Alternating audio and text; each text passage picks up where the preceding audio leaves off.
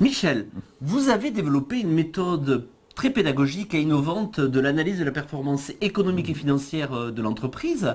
Pouvez-vous l'introduire? Alors, à l'initiative de toute entreprise, vous avez d'abord l'actionnaire. L'actionnaire qui est là avec ses objectifs, ses valeurs. Tout ça, ça constitue un petit peu le cadre de référence de l'entreprise. Ce dirigeant d'entreprise, dans cet actionnaire, il va mettre en place ce qu'on appelle un outil économique. Alors, qu'est-ce que c'est que l'outil économique? C'est le moteur de l'entreprise qui va lui permettre de fonctionner. Et sur quoi il repose? D'une part, son métier, c'est-à-dire ses compétences. Si je choisis de faire tout en interne, c'est pas la même chose que si je choisis d'externaliser, par exemple. Et puis, je vais me poser des questions aussi en termes de dimensionnement. Je veux dire, gérer une entreprise de 10 personnes, c'est la même chose que gérer une entreprise de 100 personnes. Et il va se décliner autour d'un effectif utilisateur d'un niveau moyen d'équipement. Et donc, cet outil économique, il va me permettre de gérer une activité économique. Et cette activité, vous allez avoir des opérations de négoce, pour avoir des opérations de production, ou des opérations de prestation de services. Donc la fonction finalement de l'outil économique, c'est de réaliser l'activité économique en fonction donc des objectifs du dirigeant.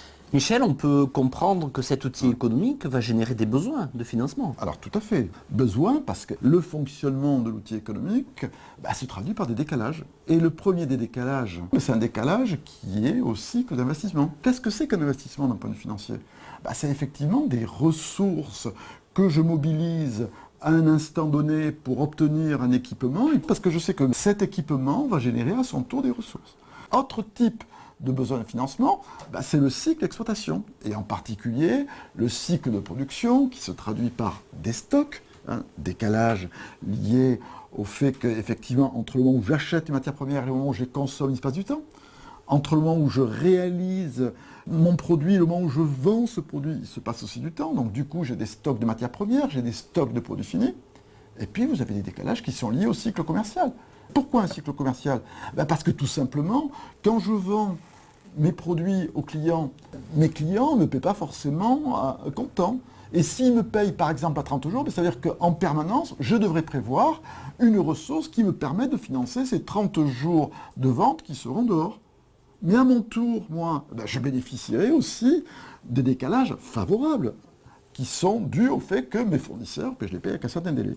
Bref, ces besoins qu'on appelle besoins en fonds de roulement constituent en fait, avec les investissements, des besoins de financement qu'on appelle capital économique. Très bien, Michel. Donc le capital économique est composé d'immobilisation, de biens durables, et d'un besoin en fonds de roulement.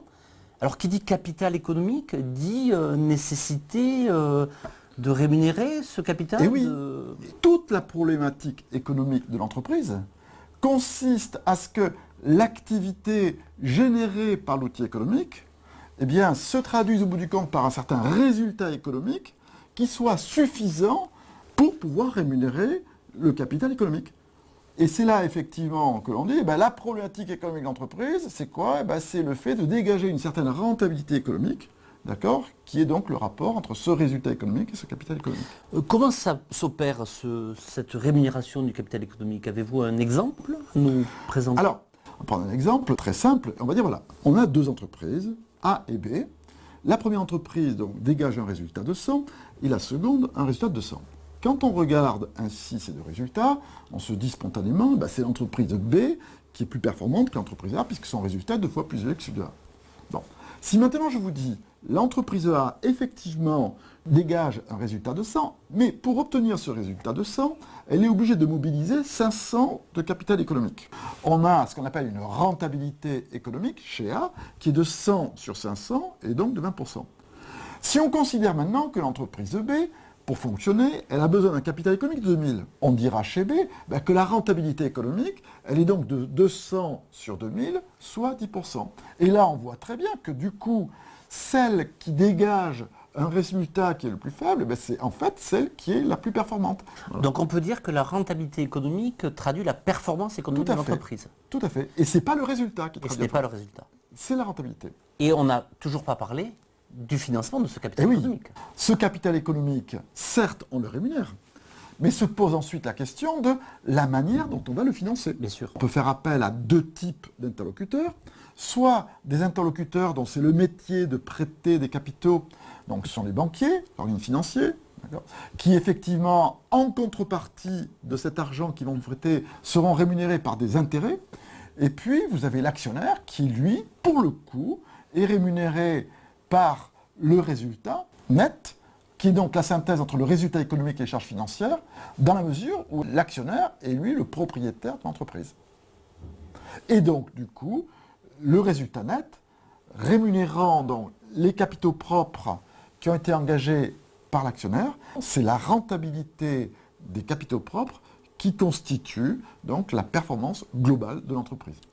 Michel, si l'on comprend bien, tout démarre avec le cadre de référence qui est fixé par les actionnaires, investisseurs de l'entreprise, et qui vont déterminer un modèle économique qui va se traduire par cet outil économique, des hommes utilisant des machines, en exerçant un métier, Tout à fait. Et qui va permettre une activité économique. À partir de ce moment-là, on a des capitaux, un capital économique qu'il faut financer, lié au cycle d'investissement et au BFR. À partir du moment où on a des capitaux, on a une exigence de résultat. Ah oui. Du coup, l'activité doit générer un résultat qui va venir rémunérer ces capitaux engagés. Et ce résultat n'est pas une fatalité, donc. C'est une nécessité pour rémunérer les capitaux engagés.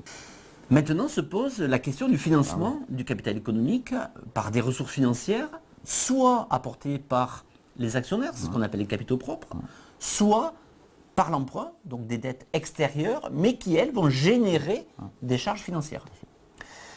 Par différence entre le résultat économique et les charges financières, on va aboutir au résultat net, qui, lui, aura pour vocation de rémunérer les capitaux engagés par les actionnaires. Et vous avez tout à fait bien synthétisé, donc, finalement, le fonctionnement économique et financier de l'entreprise.